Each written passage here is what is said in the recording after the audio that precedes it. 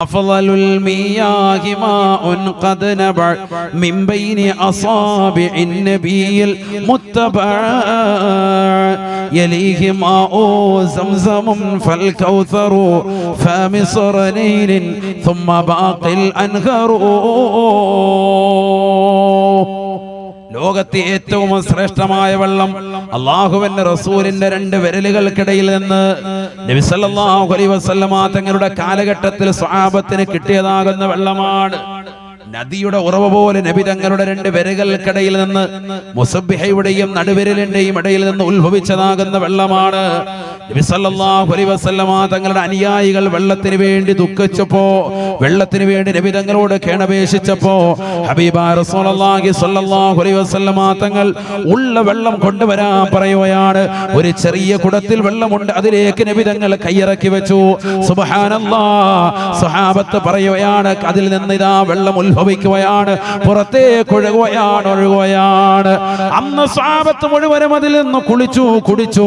അവർക്ക് വേണ്ടുന്നത് മുഴുവനും അവർ അതിലൂടെ കൊണ്ടുവന്നു. ലോകത്തെ ഏറ്റവും ശ്രേഷ്ഠമായ വെള്ളം അല്ലാഹുവിന്റെ റസൂലിന്റെ രണ്ട് വിരലുകൾക്കിടയിൽ ഉത്ഭവിച്ച വെള്ളമാണ്. ആ വെള്ളത്തിനാണ് ലോകത്തെ ഏറ്റവും വലിയ ശ്രേഷ്ഠതയുള്ളത് എന്ന് ഉലമാക്കൾ രേഖപ്പെടുത്തുകയാണ്. ഏറ്റവും ശ്രേഷ്ഠതയുള്ള വെള്ളം അത് കഴിഞ്ഞുപോയി. രണ്ടാമത്തത് അത് അന്നുണ്ടായിരുന്നുള്ളൂ, അത് നബിയുടെ ആ സമയത്തോടെ അത് കഴിഞ്ഞ് അല്ലാഹ് സ്റ്റോപ്പാക്കി. സ്വഹാബത്തിന് വേണ്ടി മാത്രം, അക്കാലഘട്ടത്തിലുള്ള ആളുകൾക്ക് വേണ്ടി മാത്രം. രണ്ടാമത്തെ ശ്രേഷ്ഠതയുള്ള വെള്ളം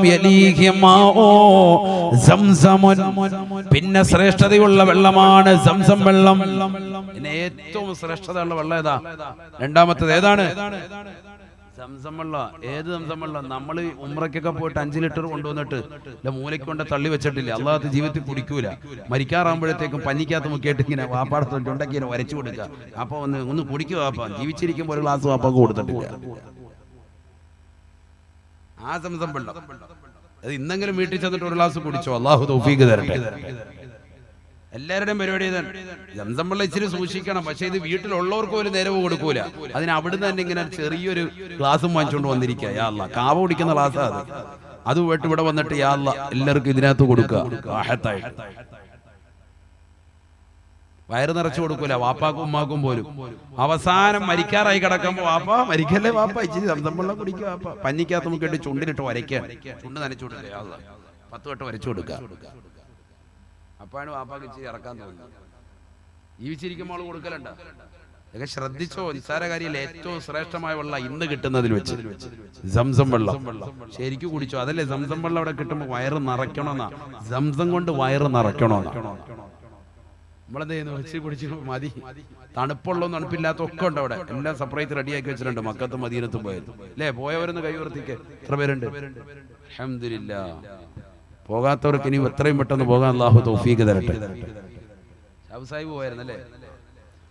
അല്ലാഹു പോകാൻ തൗഫീഖ് തരട്ടെ. അപ്പൊ സംസം വെള്ളമാണ് രണ്ടാമത്തെ ശ്രേഷ്ഠത. മൂന്നാമത്തതാണ് ഫൽ കൗസർ, ഹൗദുൽ കൗസർ. ശ്രേഷ്ഠതയുടെ വിഷയത്തിൽ മൂന്നാമത്തതാണ്. നബി സല്ലല്ലാഹു അലൈഹി വസല്ലം തങ്ങൾ കൊടുത്തിട്ടുള്ള ഹൗദുൽ കൗസറിലെ ഉലമാക്കൾ പറയുന്നു അത് ശ്രേഷ്ഠതയുടെ വിഷയത്തിൽ മൂന്നാമത്തതാണ്. കാരണം നബിയുടെ വല്യാപ്പയാണ് ആര്? ഇസ്മായിൽ നബി അലൈഹി ഇസ്ലാം. ഇസ്മായിൽ നബി കാലിട്ടടിച്ച സ്ഥലത്ത് നിന്ന് ഉത്ഭവിച്ച വെള്ളമാണ് സംസം വെള്ളം. നബി മോശമാക്കിയതല്ല, മറിച്ച് ഹൗദുൽ കൗസർ എന്ന് പറഞ്ഞാൽ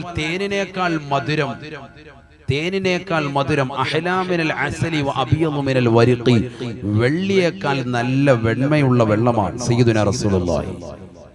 വെള്ളി കണ്ടിട്ടില്ല, നല്ല ഒറിജിനൽ വെള്ളി. ആ വെള്ളിയുടെ അതിനേക്കാൾ വെണ്മയാണ്, നല്ല വെളുപ്പായിരിക്കും. തേനിനേക്കാൾ മധുരമായിരിക്കും, ഭയങ്കര ടേസ്റ്റാണ്. ആരെങ്കിലും ഹൗദുൽ കൗസർ എന്ന ഒരു കോപ്പ കുടിച്ചാൽ പിന്നെ ഒരിക്കലും അവന് ദാഹം ഉണ്ടാവൂല. സംസം വെള്ളത്തിന് അങ്ങനെയില്ല, കുടിച്ചാൽ വീണ്ടും ചിലപ്പോൾ ദാഹം ഉണ്ടാവും. മനസ്സിലായില്ലേ? അതേസമയത്തിന് ഹൗദുൽ കൗസറിന് ഇങ്ങനെയൊക്കെയുള്ള മഹത്വമാണ്. ശ്രേഷ്ഠതയുടെ വിഷയത്തിൽ സംസം വെള്ളമാണ് ടോപ്പ്. അതിനേക്കാൾ ഒക്കെ പഠിച്ചു വെക്കണം. മുസ്ലിം സമുദായം അറിഞ്ഞോ, ഉലമാക്കൾ പഠിപ്പിച്ചതാണ്.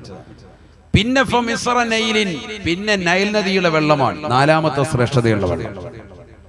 ഏറ്റവും ശ്രേഷ്ഠതയുള്ള നബിയുടെ കയ്യിൽ നിന്ന് ഉത്ഭവിച്ചു, അത് പോയി. ഇനി ഇപ്പോൾ ഉള്ളതിൽ വെച്ച് ഏറ്റവും ടോപ്പ് ഏതാ? സംസം വെള്ളം. പിന്നെ ശ്രേഷ്ഠതയുടെ വിഷയത്തിൽ ഹൗദുൽ കൗസർ. പിന്നെ ഏറ്റവും ശ്രേഷ്ഠതയുള്ളത് ഇതാ നൈൽ നദിയിലെ വെള്ളം. സുമ്മ ബാക്കിൽ അൻഹുറു. പിന്നെ കുമ്മനത്തുള്ള വെള്ളവും നമ്മുടെ ലീഗ് ജംഗ്ഷനിലുള്ള വെള്ളവും എല്ലാം സംഭവമാണ്. ലോകത്തുള്ള എല്ലാ വെള്ളവും എന്താണ്? സമമാണെന്ന് അർത്ഥം. അപ്പൊ ഈ സംസം വെള്ളം കൊണ്ടാണ് നബി സല്ലല്ലാഹു അലൈഹി വസല്ലം തങ്ങളുടെ ഹൃദയം ശുദ്ധിയാക്കുന്നത്. നബിയുടെ ഹൃദയം കഴുകാണ്, കാരണം ഏറ്റവും ശ്രേഷ്ഠമായ വെള്ളം. അതുകൊണ്ട് ഹൃദയം നബി തങ്ങളുടെ കഴുകി 3 പ്രാവശ്യം ഇങ്ങനെ പലപ്പോഴായി ചെയ്തിട്ടുണ്ട് എന്ന് ഹദീസുകൾ കാണാം. എന്തിനു വേണ്ടിയാണ്? അതൊരു യാത്രയ്ക്ക്, അള്ളാന്റെ അടുത്തോട്ട് പോവാ. അപ്പൊ ഹൃദയം നല്ല സ്ഫുടമായിരിക്കണം, റബ്ബിന്റെ അടുക്കലേക്ക് പോവാൻ. ഭയങ്കര യാത്രയാണത്. സത്യത്തിൽ അത് 2 ദിവസം പറയാൻ തന്നെ ഉണ്ട്. അതുപോലെ ഉണ്ട് വിഷയം. ഞാനത് ചുരുക്കി പറയാണ്, 5 മിനിറ്റിനുള്ളിൽ പറഞ്ഞിട്ട് നമുക്ക് വിഷയത്തിലേക്ക് വരാം. കാരണം ഈ രാവിന്റെ മഹത്വം നമ്മൾ അറിഞ്ഞിരിക്കണോ. അല്ലാഹു തൗഫീഖ് നൽകട്ടെ. നബീന റസൂലുള്ളാഹി സ്വല്ലല്ലാഹു അലൈഹി വസല്ലമ തങ്ങളെ കൊണ്ടുപോയാണ് ഉമ്മഹാനിയുടെ വീട്ടിൽ നിന്ന് റസൂലുള്ളാഹിയുടെ ഹൃദയം കഴുകി ശുദ്ധീകരിച്ചുകൊണ്ട് പരിശുദ്ധമായ മസ്ജിദുൽ ഹറാമിലേക്ക് കൊണ്ടുപോയാണ്. മസ്ജിദുൽ ഹറാമിലെത്തി റസൂലുള്ളാഹിയോട് പറയുകയാണ്, നബിയേ നബിയേ തവാഫ് ചെയ്യണേ റസൂലേ, പരിശുദ്ധമായ കഅബ തവാഫ് ചെയ്യണേ. വതുഫ് ബിൽ ബൈത്തി സബ്ആ യാ റസൂലല്ലാഹ്, പരിശുദ്ധമായ കഅബ 7 പ്രാവശ്യം പ്രദർശനം വെക്കുകയാണ്. സുബ്ഹാനല്ലാഹ്. റസൂലുള്ളാഹിയെ ബുറാഖ് എന്ന കമനീയമാകുന്ന വാഹനത്തിൽ അല്ലാഹുവിന്റെ റസൂലിനെ ജിബ്രീൽ കൊണ്ടുപോവുകയാണ്. പരിശുദ്ധമായ ഇസ്റാ ആണ്. പരിശുദ്ധമായ മക്കയിൽ നിന്ന്, മസ്ജിദുൽ ഹറാമിൽ നിന്ന് മസ്ജിദുൽ അഖ്സ, അൽ മസ്ജിദുൽ അഖ്സ, ഏറ്റവും വിദൂരത്തുള്ള പള്ളിയാകുന്ന മസ്ജിദുൽ അഖ്സയിലേക്കുള്ള യാത്രയാണ്. പരിശുദ്ധമായ ഖുർആൻ സൂറത്തുൽ ഇസ്രായിലൂടെ അല്ലാഹു ഓർമ്മപ്പെടുത്തുകയാണ്, സുബ്ഹാനല്ലദീ യസ്റാ ബിഅബ്ദിഹി ലൈലാ മിനൽ മസ്ജിദിൽ ഹറാം ഇലൽ മസ്ജിദിൽ അഖ്സാ അല്ലദീ ബാറക്നാ ഹൗല ലിനുരിയഹു മിൻ ആയാതിനാ ഇന്നഹു ഹുവസ്സമീഉൽ ബസീർ. പരിശുദ്ധമായ മക്കയിൽ നിന്ന് പരിശുദ്ധമായ മസ്ജിദുൽ അഖ്സയിലേക്ക് രാത്രിയിൽ നിന്ന് വളരെ കുറഞ്ഞ സമയം പ്രയാണം നടത്തിയതാകുന്ന അല്ലാഹുവിനാണ് സർവസ്തുതിയും. അസ്റാ എന്ന് പറഞ്ഞാൽ രാത്രിയിൽ പ്രയാണം നടത്തുക, രാത്രിയിൽ യാത്ര ചെയ്യുന്നതിനാണ് ആ പദപ്രയോഗം ഉണ്ടാകുക. ലൈലൻ എന്ന് പറഞ്ഞാൽ നക്രയായിട്ടാണ് പ്രയോഗിച്ചത്. അല്ലൈൽ അലിഫും ലാമും കൂടി ചേർത്തിട്ടാണ് എങ്കിൽ രാത്രി മുഴുവനും എടുത്തു ആ യാത്രയ്ക്കെന്ന് വരും. അങ്ങനെയല്ല, ലൈലൻ രാത്രിയിൽ നിന്ന് വളരെ കുറഞ്ഞ സമയം മാത്രമാണ് ഈ സംഭവം നടന്നിട്ടുള്ളത്. ഇതേ രാത്രിയിൽ വളരെ കുറഞ്ഞ സമയത്തിന് നബി സല്ലല്ലാഹു അലൈഹി വസല്ലം തങ്ങൾ അലാമയുടെ വീട്ടിൽ വിശ്രമിച്ചതാണ്. നബി സല്ലല്ലാഹു അലൈഹി വസല്ലം തങ്ങളെ കൊണ്ട് ഒറ്റ പോക്ക് നേരെ മക്കത്തിൽ നിന്ന് പരിശുദ്ധമായ മസ്ജിദുൽ അഖ്സയിലേക്ക്. ആ കാലഘട്ടത്തിൽ, അന്ന് നബിയുടെ കാലഘട്ടത്തിൽ മക്കയിൽ നിന്ന് മസ്ജിദുൽ അഖ്സയിലേക്ക് പോകണമെങ്കിൽ 40 ദിവസം എടുക്കും. 40 ദിവസം എടുക്കും. പക്ഷെ പോയിട്ട് വന്നതാ വളരെ ചുരുങ്ങിയ സമയം കൊണ്ട്. അവിടം വരെ അല്ല, അവിടുന്ന് പിന്നെ അങ്ങോട്ട് പോയി. സുബ്ഹാനല്ലാഹ്. കുബ്ബത്തു സഹറായിൽ നിന്ന് തൊട്ടടുത്തുള്ളതാകുന്ന കുബ്ബയിൽ നിന്ന് പാറപ്പുറത്തുനിന്ന് ഒരൊറ്റ പോക്ക് നേരെ അള്ളാഹുവിന്റെ ഹദ്റത്തിലേക്ക്. അള്ളയെ പോയി കണ്ട് തിരിച്ച് നേരെ ഇവിടെ വന്നു. ആള് സുബഹിയായപ്പോൾ തിരിച്ചെത്തി. ആണ് യാത്ര. അതെന്നാ നടന്ന? അത് ഈ രാത്രിയിലാണ്. ഹബീബായ റസൂലുള്ളാഹി സ്വല്ലല്ലാഹു അലൈഹി വസല്ലമ തങ്ങൾ ഇദാ മസ്ജിദുൽ അഖ്സയിലേക്ക് എത്തുകയാണ്. ഹബീബായ നബി തങ്ങൾ പറയുകയാണ്, റഅയ്തു മൂസാ യുസല്ലി ഫീ ഖബ്രിഹി ഇൻദ കസീബിൽ അഹ്മർ. പരിശുദ്ധമായ മസ്ജിദുൽ അഖ്സയുടെ പരിസരത്തുള്ളതാകുന്ന ചുവന്ന കുന്നിന്റെ താരത്തുള്ളതാകുന്ന പരിശുദ്ധമായ പള്ളിയുടെ ചാരത്തുള്ളതായ മഖാമിൽ ബഹുമാനപ്പെട്ട മൂസാ നബി നമസ്കരിക്കുന്നു ഞാൻ എന്റെ കണ്ണുകൊണ്ട് കാണുകയാണ്. റഅയ്തു മൂസാ യുസല്ലി ഫീ ഖബ്രിഹി. മൂസാ നബി നമസ്കരിക്കുന്നത് ഞാൻ എന്റെ കണ്ണുകൊണ്ട് കണ്ടു. ഞാനിതാ മസ്ജിദുൽ അഖ്സയിലെത്തി. ഞാനിതാ 2 റക്അത്ത് നമസ്കരിക്കുകയാണ്.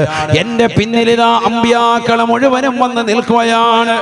എല്ലാ അമ്പിയാക്കളെയും പിന്നിലാക്കി ഞാൻ അവരുടെ മുന്നിൽ ഇമാമത്ത് നിന്നുകൊണ്ട് 2 റക്അത്ത് നമസ്കാരം നിർവഹിക്കുകയാണ്.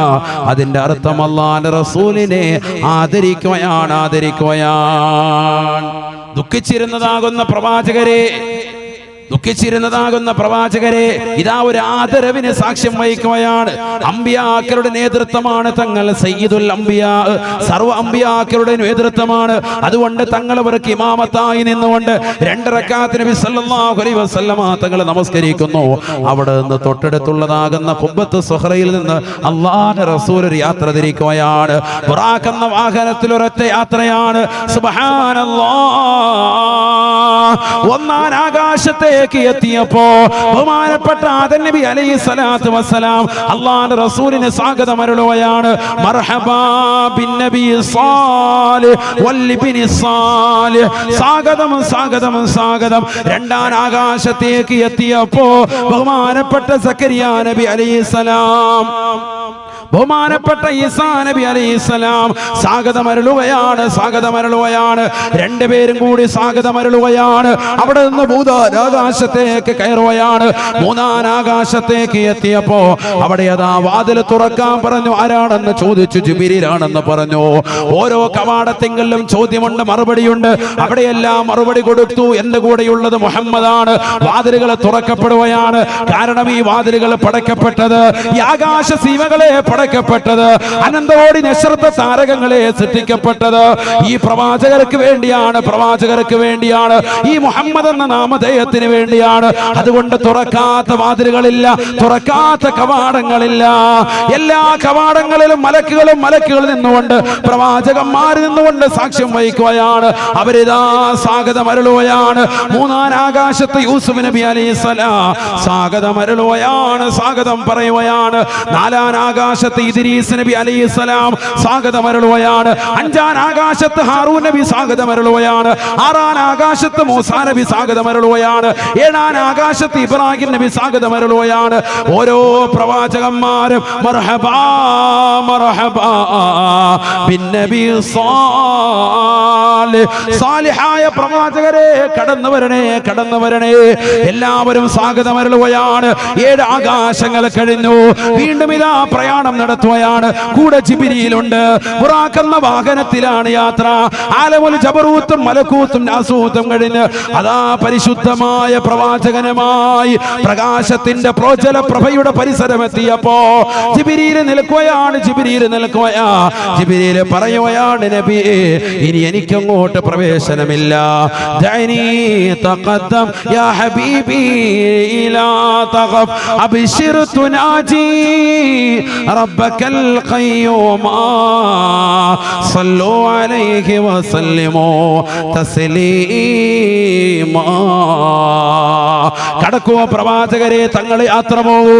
എനിക്ക് ഇവിടെ വരെ വരാൻ പറ്റുകയുള്ളൂ. ഇനി അങ്ങോട്ട് വന്നാൽ എന്റെ ചിറകുകൾ കരിഞ്ഞു പോകും നബിയെ.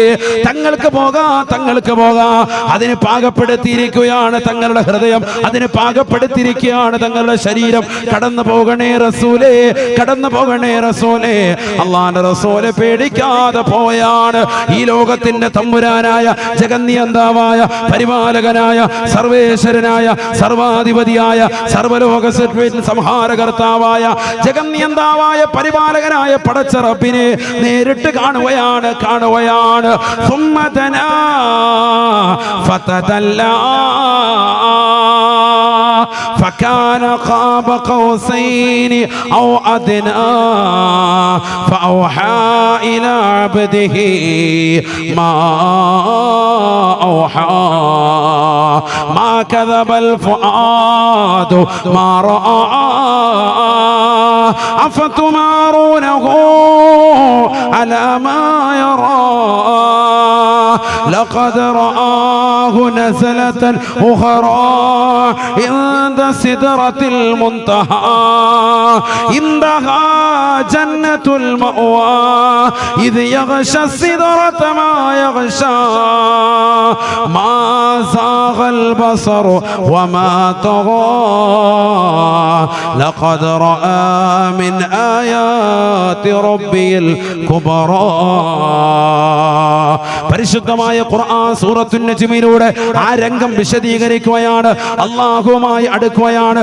അമ്പ് വില്ലിലേക്ക് ചേർന്നിരിക്കുന്നത് പോലെ അല്ലാഹുവും റസൂലും റസൂലും അടുക്കുകയാണ്, പരസ്പരം സംസാരിക്കുകയാണ്.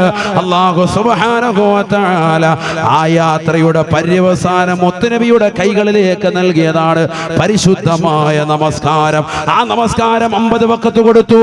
അതുമായി താഴേക്ക് ഇറങ്ങിയ മുത്തുനബി അതാ പരിശുദ്ധ മൂസാ നബിയെ കാണുകയാണ്. ആറാൻ ആകാശത്ത് കൊണ്ട് മൂസാ നബി പറയുകയാണ്, നിന്റെ സമുദായത്തിന് 50 വഖത്ത് കഴിയില്ല നബിയേ, തിരിച്ചു പോകണേ റസൂലേ. ചുരുക്കാൻ പറയണേ അല്ലാഹുവിനോട്. അല്ലാഹുവിന്റെ റസൂല് തിരിച്ചു പോവുകയാണ്. 9 പ്രാവശ്യം തിരിച്ചയക്കുകയാണ്. 5 വഖത്ത് വീതം കുറച്ച് അവസാനം 5 വഖത്താക്കിയിരിക്കുകയാണ്. 50 വഖത്ത് കൊടുത്ത നമസ്കാരം 5 വഖത്താക്കി ചുരുക്കിയിട്ട് വീണ്ടും നബി തങ്ങൾ ഇറങ്ങുമ്പോ മൂസാ നബി പറയുകയാണ്, മുഹമ്മദേ നിന്റെ സമുദായത്തിന് കഴിയുകയില്ല മുഹമ്മദേ, ഒന്നുകൂടി തിരിച്ചു പോകണേ. അല്ലാഹുവിന്റെ റസൂല് പറയുകയാണ്, എനിക്ക് ലജ്ജയാണ് മൂസാ നബി. അല്ലാഹുവിന്റെ അടുക്കൽ 9 പ്രാവശ്യം പോയിട്ട് മടങ്ങി വന്നവനാണ്.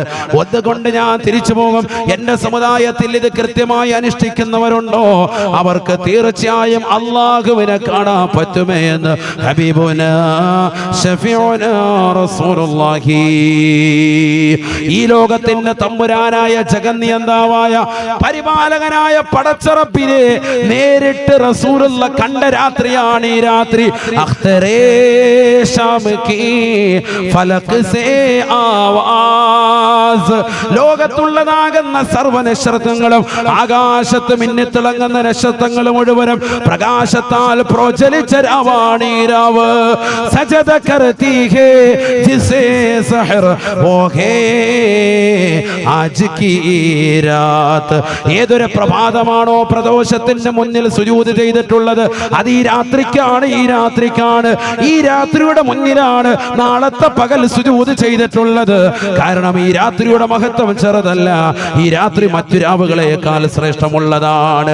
രഹേ ഏക് ഗാം ഹേ ഹിമ്മത്ത് കേ ലിയേ അർശേ ബരീർ. അർശിന്റെ ഉടമസ്ഥനായ പടച്ചറപ്പിലേക്ക് നീ ഒരു ചാണെടുത്താൽ അല്ലാഹു നിന്നിലേക്ക് ഒരു മുഴമെടുക്കുന്നവനാണ്. ഈമാനിന്റെ പ്രഭ വെച്ചുകൊണ്ട് നമസ്കരിക്കാൻ കടന്നു വരുന്ന ചെറുപ്പക്കാരാ സഹോദരാ, അല്ലാഹു നിന്നിലേക്ക് അടുക്കുകയാണ്. കഹ്രഹി ഹേ യേ മുസൽമാൻ സേ മിഅ്റാജ് കീ രാത്. ഇതാണ് പരിശുദ്ധമായ മിഅ്റാജിന്റെ രാവ്. ഇത് പവിത്രമായ രാവാണ്. മുൻകഴിഞ്ഞു പോയ മഹത്തുക്കൾ, ഔലിയാക്കൾ, അമ്പിയാക്കൾ, മഹത്തുക്കൾ എല്ലാവരും ഈ രാവിനെ ബഹുമാനിച്ചിട്ടുണ്ട്, ആദരിച്ചിട്ടുണ്ട്. ഇജാബത്തുള്ള രാവാണ്, ദുആഇന് ഉത്തരം ലഭിക്കുന്ന രാവാണ്. അതുകൊണ്ട് സഹോദരാ സഹോദരി, ഈ പരിശുദ്ധമായ രാവിൽ ഒരുമിച്ച് കൂടാൻ സൗഭാഗ്യം ലഭിച്ചവരെ നിങ്ങൾ ഭാഗ്യവാന്മാരാണ്, ഭാഗ്യവതികളാണ്. ഈ രാവിൽ പടച്ചറപ്പിന്റെ ദീനിന് വേണ്ടി അല്ലാഹുവിന്റെ മജ്‌ലിസിൽ ഒരുമിക്കാൻ പടച്ചറപ്പ് നിങ്ങൾക്ക് തെരഞ്ഞെടുത്തിരിക്കുകയാണ്. ഇതേ സമയത്ത് തന്നെ റിലീസിന്റെ പടങ്ങൾ തേടിക്കൊണ്ട് ലൂസിഫറെ കാണാൻ വേണ്ടി തിയേറ്ററിൽ ഇടിച്ചു തുന്നുന്ന മുസ്ലിം സമുദായത്തിൽപ്പെട്ട ചെറുപ്പക്കാരില്ലയോ, സഹോദരന്മാരില്ലയോ, അവരിൽ നിന്ന് വിഭിന്നമായി ഇൽമിന്റെ സദസ്സിലേക്ക് നിനക്ക് വരാൻ അല്ലാഹു നിന്നെ തെരഞ്ഞെടുത്തില്ലയോ? ഇതൊരു ചെറിയ തൗഫീഖല്ല അല്ലാ. ഞങ്ങളെ നീ സ്വീകരിക്കണേ അല്ലാ, നീ സ്വീകരിക്കണേ റബ്ബേ, നീ കബൂലാക്കണേ അല്ലാ. ഹബീബായ നബിതങ്ങൾ അല്ലാഹുവിനെ കണ്ട് തിരിച്ചു വരുമ്പോ നമ്മുടെ കൈകളിലേക്ക് നൽകിയ നമസ്കാരം നീ ചിട്ട വെച്ചോ. 5 വഖത്ത് നമസ്കാരം സുബഹിയും ളുഹറും അസ്റും മഗ്രിബും ഇശാവും കൃത്യമായി നിർവഹിക്കുന്നുണ്ടോ? അല്ലാഹുവിനെ നേരിട്ട് നിനക്ക് കാണാമെന്ന് ഹബീബുനാ ശഫീഉനാ റസൂലുള്ളാഹി സല്ലല്ലാഹു അലൈഹി വസല്ലം. അല്ലാഹു തൗഫീഖ് നൽകട്ടെ. മൻ സറഹു അൻ യൽഖല്ലാഹ അസ്സ വജല്ല ഫൽയുഹാഫിദ് അലാ സ്വലവാത്തിൽ ഖംസ. 5 വഖത്ത് നിസ്കാരം നിലനിർത്തിയാൽ ആരെ കാണാം? അല്ലാഹുവിനെ കാണാം. കാരണം ഇത് അല്ലാഹുവിനെ നേരിട്ട് കണ്ട ഒരു പ്രവാചകൻ കൊണ്ടുവന്നതാണ് ഈ നിസ്കാരം. എന്തിന് ഈ ഉമ്മത്തിന് അല്ലാഹുവിനെ കാണാൻ ആഗ്രഹിക്കുന്നവർക്ക് ഇതാ ഒരു നിസ്കാരം നൽകുകയാണ്. അല്ലാഹു തൗഫീഖ് നൽകട്ടെ. ഈ ലോകത്ത് ഏറ്റവും സൗന്ദര്യവാനാരാണ്? മുഹമ്മദ് റസൂലുള്ളാഹി. ആ നബിയെ സൃഷ്ടിച്ചതാരാ? ആരാണ്? അല്ലാഹു. അപ്പൊ അല്ലാഹു എത്ര വലിയ സൗന്ദര്യവാനായിരിക്കും? നീ ചിന്തിക്കാത്തത് എന്താ? നീ സിനിമാ നടനെ കണ്ടിട്ട് എന്തൊരു ഗ്ലാമർ, ഇത് മേക്കപ്പ് ചെയ്തേക്കല്ലേ? 6 മണിക്കൂറായിട്ട് അയവാൻ റൂമിൽ നിന്ന് ഇറങ്ങുന്നില്ല, മേക്കപ്പ് ചെയ്തിട്ടാണ് ഇങ്ങോട്ട് ഇറങ്ങിയിട്ട് ഈ കോലത്തിലായത്. യഥാർത്ഥ രൂപം കണ്ട പേടിക്കുമല്ലോ. ഹബീബായ റസൂലുള്ളാഹി സ്വല്ലല്ലാഹി അലൈഹി വസല്ലം തങ്ങളെ പോലെ ലോകത്തെ ഏറ്റവും വലിയ സൗന്ദര്യമുള്ള ഒരു വ്യക്തി കഴിഞ്ഞു പോയിട്ടില്ല, ഇനി വരാനുമില്ല. ഏറ്റവും വലിയ സൗന്ദര്യം. ആ പ്രവാചകരെ സൃഷ്ടിച്ച അള്ളാഹുവിന് എത്ര വലിയ സൗന്ദര്യം ഉണ്ടായിരിക്കും. നമ്മൾ ചില സ്ഥലങ്ങളിലൊക്കെ പോകുമ്പോൾ ഭയങ്കര സംഭവമായിരിക്കും അല്ലേ. മുമ്പ് ഞാൻ ലക്ഷദ്വീപിൽ പോയിട്ട് ഒരു 3-4 കിലോമീറ്റർ ദൂരോട്ട് പോയിട്ട് അവരിങ്ങനെ ഡൈവിങ് നടത്തും, വെള്ളത്തിനടിയിലോട്ട് വിടും. അത് ചെയ്തവരുണ്ടാ? ലക്ഷദ്വീപിൽ പോകുമ്പോൾ കവരത്തി ദ്വീപിൽ പോയിട്ട് അവിടുത്തെ ചെറുപ്പക്കാരൊക്കെ ഒരു നിർബന്ധം, നമ്മളെ വെള്ളത്തിൽ മുക്കണം. ഞാൻ പറഞ്ഞ ആയിക്കോട്ടെ. എന്നോട് പറഞ്ഞു ഉസ്താദ് പോയി നോക്കും, ഒരു വേറെ ലോകമാണ്. അങ്ങനെ ലാസ്റ്റ് അവർ എന്ത് ചെയ്തിട്ട് വെള്ളത്തിനടിയിലോട്ട് നമുക്ക് യൂണിഫോം ഒക്കെ നൽകി വേറെ ആളും കൂടെ വരും. അല്ലെങ്കിൽ നമ്മളെപ്പം വൈകിട്ടായെന്ന് ചോദിച്ചാൽ അള്ളാഹത്ത് അങ്ങനെ വെള്ളം കടലിലാണ്, വേറെ എവിടെയല്ല. വല്ല ഇങ്ങനെ വിഴിഞ്ഞാൽ തീർന്നു, പിന്നെ വാതും ഉണ്ടാവില്ല, ഒന്നും ഉണ്ടാവില്ല. യാ അല്ലാഹ് നേരെ കൊണ്ടുവന്ന് വെള്ളത്തിലിറക്കാൻ ഇവരൊരു സ്പീഡ് ബോട്ടിൽ അങ്ങനെ കൊണ്ടുപോകും. 2-3 കിലോമീറ്റർ കഴിയുമ്പോഴത്തേക്കും അതൊക്കെ ഇറക്കി വിടുക. ഒരാൾ കൂടെ വരും, നമ്മളെ പുറകെ പിടിച്ച് ഗൈഡ് ചെയ്തിട്ട് ഇങ്ങനെ വെള്ളത്തിനടിയിലോട്ട് കൊണ്ടുപോകും. നമ്മൾ ഈ അക്വേറിയത്തിൽ കിടക്കുന്ന കളർ മത്സ്യങ്ങളില്ലേ, അതിൻ്റെ ഒരു ബഹർ ലോകത്തേക്ക് നമ്മളെ അങ്ങോട്ട് കൊണ്ടുപോവാണ്. നമ്മൾ പിന്നെ കുറച്ച് കഴിയുമ്പോൾ നമ്മുടെ ചാനലൊന്നുമില്ല, നമ്മൾ കരുതും വേറെ എവിടെ എത്തിയിട്ടുണ്ട്. ഓക്സിജനൊക്കെ ഉണ്ട് പ്രത്യേകം, വായു കൂടെ പുറത്തെല്ലാം കെട്ടിവെച്ചിട്ടുണ്ട്. അത് കറക്റ്റായിട്ട് വലിച്ചില്ലെങ്കിൽ യാ അല്ലാഹ് പിന്നെ എഴുന്നേറ്റ് വരുന്ന വേറെ ആളായിരിക്കും. അതൊക്കെ ആദ്യം ഇവർ പഠിപ്പിച്ചിട്ടാണ് അങ്ങോട്ട് വിടുക. ഇതിങ്ങനെ വലിക്കുന്നതുകൊണ്ട് സംഭവം പിന്നെ നമ്മൾ വേറെ ഏതോ ലോകത്ത് നിന്നതുപോലെയാണ്. അപ്പോഴാണ് കടലിനടിയിലുള്ള അത്ഭുതങ്ങളൊക്കെ, അതൊക്കെ ഒരു ലോകമാണ്. അതിങ്ങനെ 1 മണിക്കൂറോളം നമ്മളിങ്ങനെ അരമണിക്കൂർ ഇങ്ങനെ അവിടെ ഇവിടെ ഇങ്ങനെ കൊണ്ടുപോകും, ഇങ്ങനെ എല്ലായിടത്തും കൊണ്ടുപോകും. അതൊരു ഭാഗമാണ്. അതിൽ കുറച്ചുകൂടെ അപ്പുറത്തോട്ട് പോയാൽ വേറെ ഏരിയ ഉണ്ട്, തിമിംഗലമൊക്കെ നമ്മളെ നക്കും, അങ്ങനത്തെ ഏരിയ ഉണ്ട്, അങ്ങോട്ട് കൊണ്ടുപോകില്ല. ഇത് ഈ ഭാഗത്ത് മാത്രം. ഇവിടെ നല്ല കളർ മത്സ്യങ്ങളാണ്, ഭയങ്കര കളർ മത്സ്യങ്ങളാണ്. അപ്പൊ ഈ ലോകം അത്തരത്തിലുള്ള അതൊക്കെ നമ്മൾ കാണുമ്പോൾ നമ്മൾ എഴുതും പടച്ചവനെ എത്ര വലിയ സൃഷ്ടിപ്പാണ് അല്ലാഹു സുബ്ഹാനഹു വ തആല സൃഷ്ടിച്ചിരിക്കുന്നത്. ഈ വസ്തുക്കളെയൊക്കെ സൃഷ്ടിച്ച അള്ളാഹുവിനെ നമ്മുടെ കണ്ണുകൊണ്ട് നമ്മൾ കാണുന്ന വസ്തുക്കളൊക്കെ ഭയങ്കരമാണ്, ഭയങ്കര സൗന്ദര്യമായിട്ട് നമ്മൾ പറയുന്നുണ്ട്. ഇതിനൊക്കെ സൃഷ്ടിച്ച അള്ളാഹു എത്ര സൗന്ദര്യവാനാ, എന്താ നീ അത് ചിന്തിക്കാത്തത്? ഇന്നല്ലാഹ ജമീലുൻ യുഹിബ്ബുൽ ജമാൽ സയ്യിദുനാ റസൂലുള്ളാഹി. അള്ളാഹു സൗന്ദര്യവാനാണ്, ഭയങ്കര സൗന്ദര്യവാൻ. ആ അള്ളാഹുവിനെ ഒന്ന് കാണണ്ടേ, അതല്ലേ നിനക്ക് ഏറ്റവും വേണ്ടത്. നാളെ രാവിലെ ഇവിടെ ഒരു സിനിമാ നടൻ വരുന്നു, കട ഉദ്ഘാടിക്കാൻ വരുന്നു എന്ന് പറഞ്ഞാൽ നീ ഇന്ന് രാത്രി പോലും പോവില്ല. ഇവിടെ പാവിരിച്ചിട്ട് യാ അല്ലാഹ് ഇങ്ങനെ ഇരിക്കുക, ഇത്തികാഫുൽ ജൽസ യാ അല്ലാഹ് ഇവിടെ ഇരിക്കുക, പോവില്ല അല്ലേ. റസൂലുള്ളാഹി വരുന്നെന്ന് പറഞ്ഞാൽ തീർന്നില്ലേ. നമ്മുടെ ജീവിതത്തിൽ ഏറ്റവും വലിയ ഇഷ്കാണ്. അള്ളാഹുവിനെ കാണാൻ നീ എന്താ പ്രയത്നിക്കാത്തത്? നിനക്ക് അള്ളയെ കാണണോ? നീ 5 വഖത്ത് നമസ്കാരം ചിട്ട വെച്ചാൽ മതി. സയ്യിദുനാ റസൂലുള്ളാഹി അതിനായി നിസ്കാരം നൽകിയിട്ടുണ്ട്. അതാണ് ഈ രാവിന്റെ മഹത്വം. ഈ രാവിലെ മഹത്വം അതാണ്. ഇത് കാലികമായൊരു വാദമാണ്. അതുകൊണ്ടാണ് ഞാൻ അങ്ങനെ ഒന്ന് കയറ്റി പറഞ്ഞത്. കാരണം ഈ രാത്രിയിൽ അത് പറയാതെ പോകൽ എന്നെ സംബന്ധിച്ചിടത്തോളം ബുദ്ധിമുട്ടുള്ളതാണ്. അള്ളാഹു നമുക്ക് നാഫിയ ഇൽമ നൽകി അനുഗ്രഹിക്കട്ടെ. നാളത്തെ ദിവസം കൊണ്ട് ഒരാൾ ഒഴിയരുത്. ഒക്കെ എല്ലാവരും സുന്നത്ത് നോമ്പ് അനുഷ്ഠിക്കൂല ഇൻഷാ അല്ലാഹ്. മെഹറാജിന്റെ സുന്നത്ത് നോമ്പ് അല്ലാഹു തആലയ്ക്ക് വേണ്ടി ഞാൻ കരുതി എന്ന് നിയ്യത്ത് വെച്ചു. ഇപ്പൊ തന്നെ വെച്ചാൽ റാഹത്താണ്. നേരം വെക്കുമ്പോൾ കണ്ട് ഇപ്പൊ തന്നെ വെച്ചാൽ മതി. റജബ് 27-ന്റെ സുന്നത്ത് നോമ്പ്, മെഹറാജിന്റെ സുന്നത്ത് നോമ്പ് അല്ലാഹു തആലയ്ക്ക് വേണ്ടി നാളെ പിടിച്ചുവിട്ടാൻ ഞാൻ കരുതിയ റാഹത്ത്. അല്ലാഹു തൗഫീഖ് നൽകട്ടെ. ഇരിക്കുന്ന എല്ലാവരും അങ്ങനെ മനസ്സുകൊണ്ടാൻ കരുതിക്കോ. ഇനിയിപ്പോ നാളെ നീളം വെക്കാൻ നിൽക്കണ്ട. അല്ലാഹു തൗഫീഖ് നൽകട്ടെ. നാളത്തെ ഒരു ദിവസം സുന്നത്ത് നോമ്പ് പിടിച്ചോ, അമൽ ചെയ്ത് ദുആരക്ക്. ഈ രാത്രി ഭയങ്കര ഇജാബത്തുള്ളതാണ്. ഇനിയിപ്പം നേരത്തെ പോയിട്ട് കിടക്കല്ലോ, ഒരു 10 മിനിറ്റ് കൂടെ ഇരുന്നോളി. കുറച്ചേനോടെ പറയാലോ അല്ലേ, 11 വരെ പോലെ ഇരിക്കൂലേ. നമുക്ക് 2 കടമകളോട് പറയാണ്ട്. ഇനി മക്കളോടുള്ള 2 കടമകൾ മാതാപിതാക്കള് ഒന്നേ പറഞ്ഞിട്ടുള്ളൂ. 2 നമുക്കൊന്ന് ഓടിച്ചു പറയാം. ഇൽമാണ്, നമ്മൾ വേറെ പാട്ടും കൂത്തൊന്നും ഇല്ലല്ലോ. ഇരുന്നോളി, ഉപയോഗപ്പെടും ജീവിതത്തിൽ.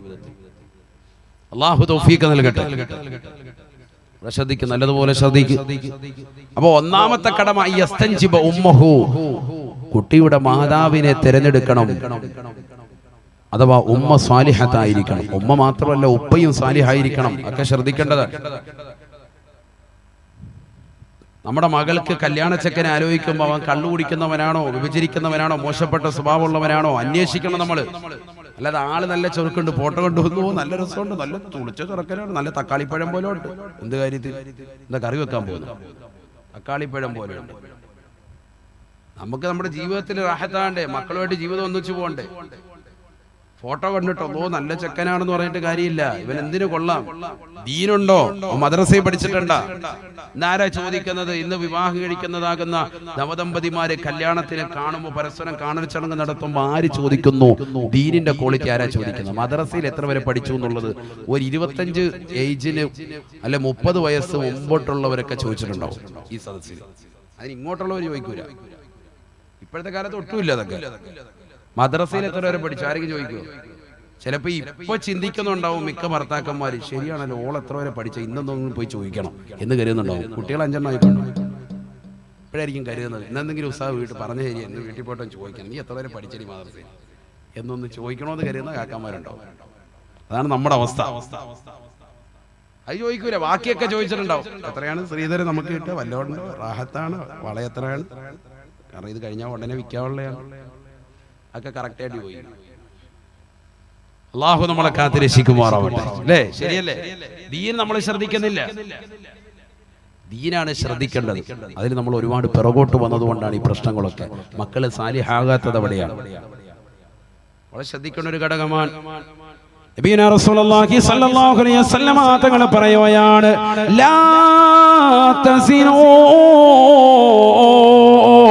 ലാ തസിനൂ,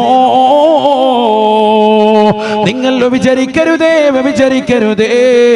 അഥവാ കണ്ണുകൊണ്ടുള്ള നോട്ടം, അന്യരിലേക്കുള്ള നോട്ടം, അത് കണ്ണിന്റെ വ്യഭിചാരമാണ്, വ്യഭിചാരമാണ്.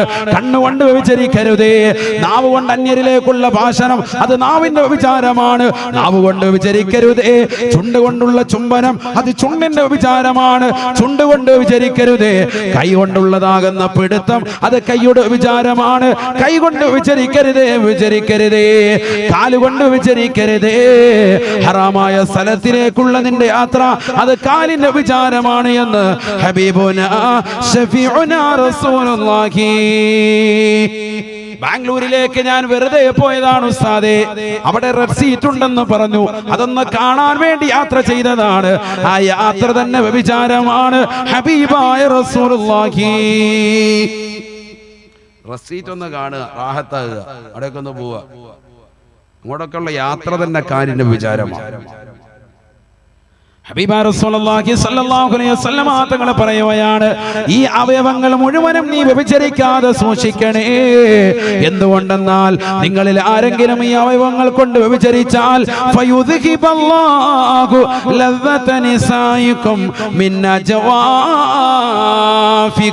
നിങ്ങളുടെ മനസ്സിന്റെ കത്തളങ്ങളിൽ നിന്ന് അല്ലാഹു സുബ്ഹാനഹു വ തആല നിങ്ങളുടെ ഭാര്യയോടുള്ള, നിങ്ങളുടെ ഇണകളോടുള്ള താല്പര്യത്തെ അല്ലാഹു എടുത്തു കളയുമേ എന്ന് ഹബീബുനാ ശഫീഉനാ റസൂലുള്ളാഹി. ഭാര്യയോടുള്ള താല്പര്യം ഉണ്ടല്ലോ, മഹബ്ബത്ത്, സ്നേഹം അല്ലാഹു എടുത്തു കളയും. നമ്മൾ കണ്ണുകൊണ്ട് വിചരിച്ചാൽ സാധേ നമ്മളാരും വിചരിക്കുന്നില്ല. രാത്രിയിൽ ഇന്റർനെറ്റ് വെച്ചിട്ട് 2GB അംബാനി മാമൻ തന്നിട്ടുണ്ട്. യാ അല്ലാഹ്, ഇതെന്തിനാ തീർക്കുന്നത്? നീ ഉള്ള അശ്ലീലത കണ്ടിട്ടല്ലേ, അതുകൊണ്ടാ കണ്ണിന്റെ വിചാരം എന്ന് പറയുന്നത്. രാത്രി സൺവീലിയാണ്ട് ഡെയിലി അടിച്ച് കണ്ടിട്ടല്ലാതെ ഹൈവാൻ ഉറങ്ങൂല. എല്ലാ ദിവസവും നോക്കുക. അപ്പൊ കണ്ണിന്റെ വ്യഭിചാരമാണ്,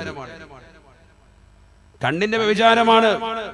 ഈ ഹറാമാകുന്ന കാഴ്ച നീ കണ്ടിട്ട് പിന്നെ നിന്റെ ഭാര്യയുമായി നീ ശാരീരിക ബന്ധത്തിൽ ഏർപ്പെടുമ്പോ നിനക്ക് മുമ്പുണ്ടായിരുന്ന സ്നേഹവും മഹബത്തും ആസ്വാദനവും അതിലുണ്ടാവുകയില്ല എന്ന് സയ്യിദുനാ റസൂലുള്ളാഹി. സ്നേഹം അല്ലാഹു കുറച്ചു കളയും. ഇതൊക്കെയാണ് ഇന്ന് സമുദായത്തിൽ സംഭവിച്ചത്.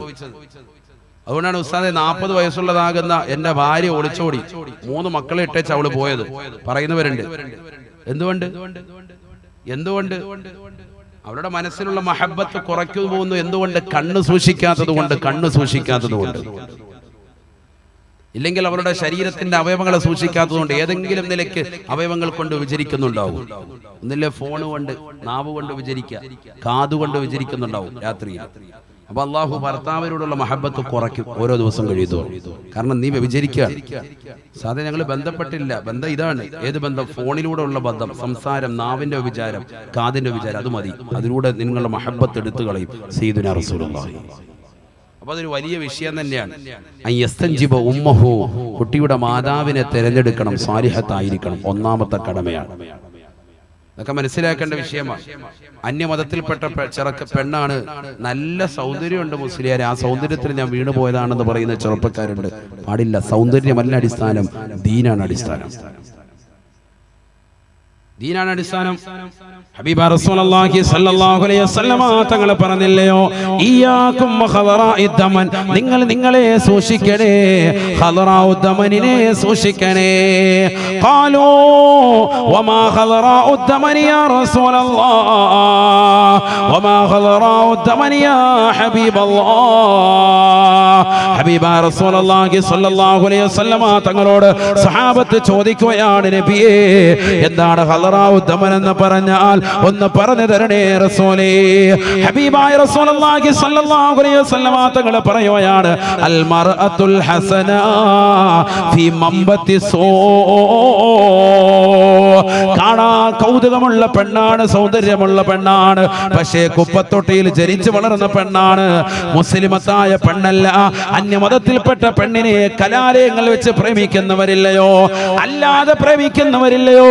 നീ നമസ്കാരമുള്ളവനാണ്, നീ മദ്രസയിൽ വന്നുകൊണ്ട് ഖുർആൻ ഓതൽ പഠിച്ചവനാണ്, നീ ദിക്ർ ചെല്ലുന്നവനാണ്, നീ സുബഹി കഴിഞ്ഞ് യാസീൻ ഓതുന്നവനാണ്, നീ മഗ്രിബ് കഴിഞ്ഞ് യാസീൻ ഓതുന്നവനാണ്, നീ സൂറത്തുൽ വാഖിയ പാരായണം ചെയ്യുന്നവനാണ്, നീ സൂറത്തുൽ മുൽക്ക് ഓതുന്നവനാണ്, നീ വിശുദ്ധ ഖുർആനുമായി ബന്ധപ്പെട്ട ജീവിതം നയിക്കുന്നവനാണ്, നീ പാതിരാത്രി തറാവീഹ് നമസ്കരിക്കാൻ റമദാനിൽ പള്ളിയിലേക്ക് പോകുന്നവനാണ്, നീ ജുമുഅ ജമാഅത്തുകൾക്ക് കൃത്യമായി പങ്കാളിത്തം വഹിക്കുന്നവനാണ്, നീ സുന്നത്ത് നോമ്പുകൾ അനുഷ്ഠിക്കുന്നവനാണ്, നീ ദിക്റുകൾക്ക് പ്രാധാന്യം അർഹിക്കുന്നവനാണ്.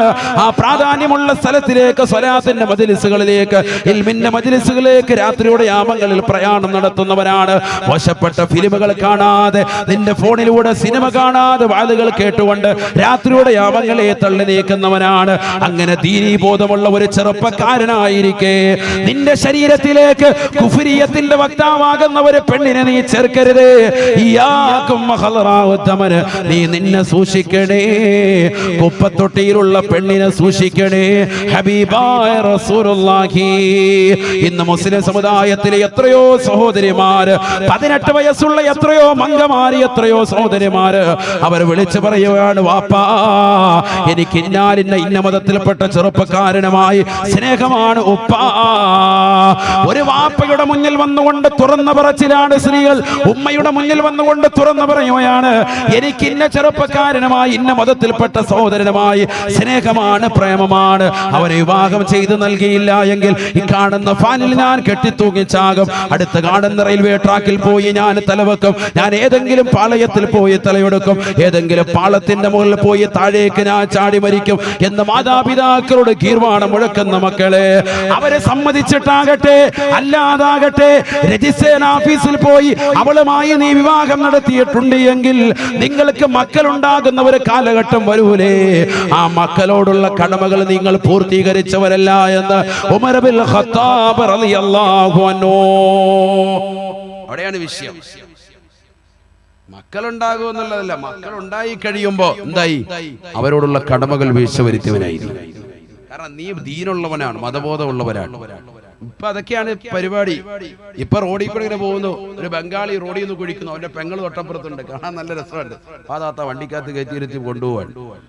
രജിസ്റ്റർമാര് റാഹത്ത് തമ്പ് വെച്ച് കല്യാണം കഴിച്ച് ഒരു ബൊക്ക ഇട്ടിട്ട് ഏതെങ്കിലും ദേവാലയത്തിന് മുന്നിൽ നിന്നിട്ട് സുജൂദ് ചെയ്ത് റാഹത്തായിട്ട് കൂടെ കഴിയുന്നവരെ മക്കളുണ്ടായി കഴിയുമ്പോൾ മക്കളോടുള്ള ക്രൂരതയാണ് നിങ്ങൾ ചെയ്തത്, അവരോടുള്ള കടമ പാലിച്ചിട്ടില്ല.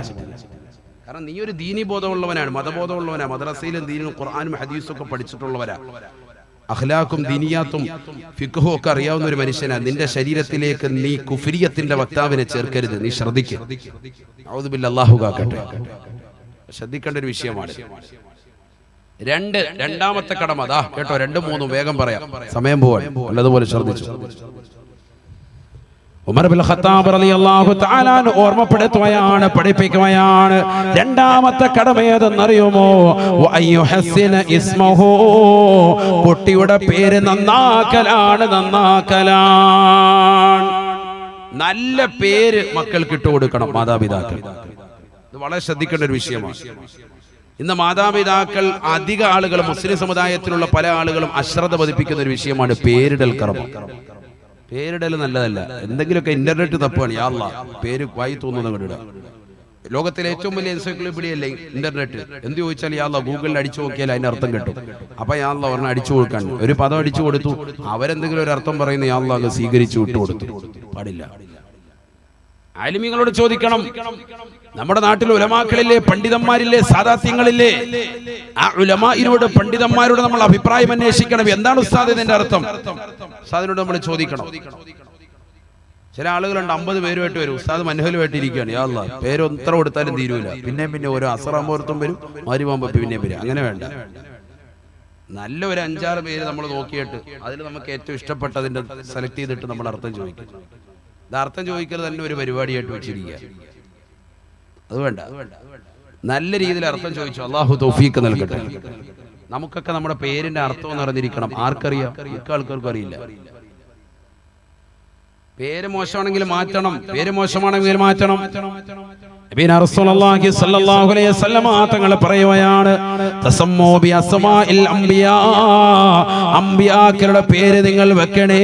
ഹബീബായ റസൂലുള്ളാഹി. ആദം എന്ന പേരുള്ളവരുണ്ടോ? ഈസ എന്ന പേരുള്ളവരുണ്ടോ? മൂസ എന്ന പേരുള്ളവരുണ്ടോ? സക്കരിയ എന്ന പേരുള്ളവരുണ്ടോ? യഹ്യ എന്ന പേരുള്ളവരുണ്ടോ? യൂനുസ് എന്ന പേരുള്ളവരുണ്ടോ? ബഹുമാനപ്പെട്ട മുഹമ്മദ് എന്ന പേരുള്ളവരുണ്ടോ? ഹൂദ് എന്ന പേരുള്ളവരുണ്ടോ? ഹബീബായ റസൂലുള്ളാഹി സല്ലല്ലാഹു അലൈഹി വസല്ലമ തങ്ങൾ അടക്കം വരുന്ന 25 അമ്പിയാക്കളുടെ പേരുകൾ പരിശുദ്ധമായ ഖുർആനിൽ പറഞ്ഞിട്ടില്ലേ? ആ പേരുകൾ നിങ്ങൾ വെക്കണേ. ഹബീബായ റസൂലുള്ളാഹി. അമ്പിയാക്കളുടെ പേര് നിങ്ങൾ വെക്കണേ. സയ്യിദുനാ റസൂലുള്ളാഹി ഉണ്ടോ? ആ പേരുള്ളവരുണ്ടോ ഈ സദസ്സിൽ? അമ്പിയാക്കളുടെ പേര് ആർക്കെങ്കിലും ഉണ്ടോ? അൽഹംദുലില്ലാ, അല്ലാഹു കബൂലാക്കട്ടെ. ഒരാള് അല്ലാഹു സ്വീകരിക്കുമാറാവട്ടെ. മുഹമ്മദ് എന്നുള്ള പേരുള്ളവരുണ്ടോ? മുഹമ്മദ്. പിന്നെന്താ ഇപ്പൊ കൈ ഉയർത്തുന്നത്? മുഹമ്മദ് എന്നുള്ള പേരുടെ അമ്പിയാക്കളുടെ പേരല്ലേ, പിന്നെന്താ നേരത്തെ കൈ ഉയർത്തുന്നത്? സെപ്പറേറ്റ് ചോദിക്കട്ടെ എന്ന് കരുതി. അല്ലാഹു സ്വീകരിക്കട്ടെ. മുഹമ്മദ് എന്നുള്ള പേര് മാത്രം ഇടുന്നതിന് ഭയങ്കര മഹത്താണ്. നമ്മൾ ആരും ഇത് ശ്രദ്ധിക്കാറില്ല. മുഹമ്മദ് എന്നുള്ള പേര് മാത്രം ഇടുക.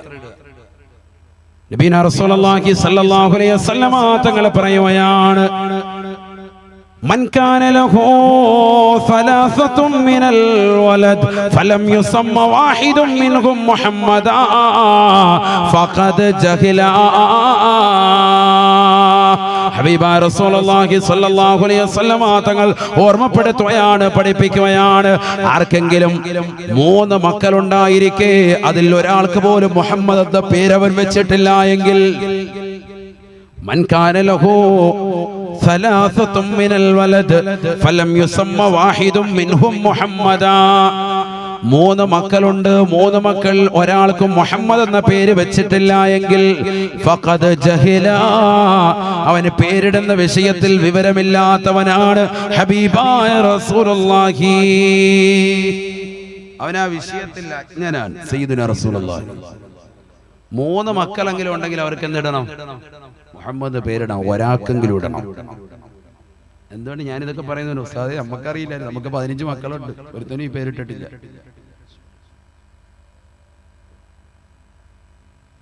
നമ്മൾ ആരോടും ചോദിക്കുന്നില്ല. ആലിമീങ്ങളോടും ദീനിന്റെ അഹ്ലുകാരോടും നമ്മൾ ഇതിനെ കുറിച്ചൊന്നും ചോദിക്കുന്നില്ല. ഒക്കെ നമുക്കറിയാം. മിക്ക ആളുകളും കച്ചവടം ചെയ്ത് കുടുങ്ങി പലിശയുമായി ബന്ധപ്പെട്ട് തകർന്ന് തരിപ്പണാകുമ്പോൾ ഓടി വരും, മുസ്ലിയാരെ ഒരു മുട്ട മന്ത്രിച്ച് തല ഒന്ന് ഊതി തരണം, നമ്മൾ ആകെ തകർന്നിരിക്കുകയാണ്. അപ്പോഴാ മുസ്ലിയാര്. അതിനു മുമ്പ് മുസ്ലിയാരില്ല. കട ഉദ്ഘാടിക്കാൻ കൊണ്ടുപോയത് സിനിമാ നടിയായിരുന്നു, ചെണ്ടമേളമായിട്ട്. യാ അല്ലാഹ്, മനസ്സിലായില്ല? അപ്പൊ മുസ്ലിയാരെ വേണ്ടായിരുന്നു.